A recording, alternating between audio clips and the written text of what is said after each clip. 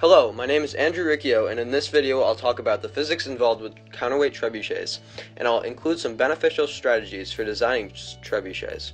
But first, let's learn some basics. Trebuchet utilizes two different types of energy, potential energy and kinetic energy.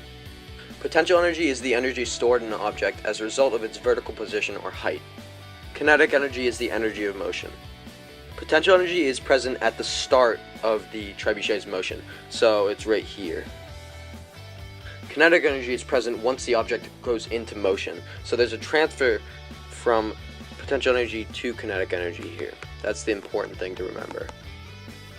Down at the bottom here, we have two different equations that can be used to find potential energy and kinetic energy. We have P equals mgh, so m is mass, g is gravity, and h is height, and Ke equals 0.5 mv squared, so m is mass and v is velocity squared. On a side note, the force of friction works opposite the direction of the counterweight in the fulcrum of the trebuchet, so right here.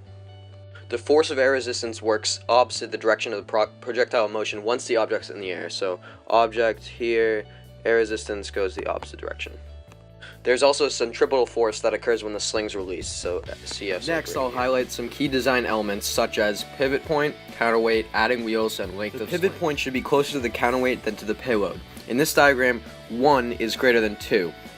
This will allow the payload to have a higher linear velocity than the counterweight. The length of this sling can vary, but I personally think that designers should make the sling length equal to the long arm of the payload. The weight should weigh much more than the payload because it pivots around a shorter distance. Increasing the mass of the counterweight will help increase the energy of the trebuchet, and in turn the optimal horizontal distance will increase.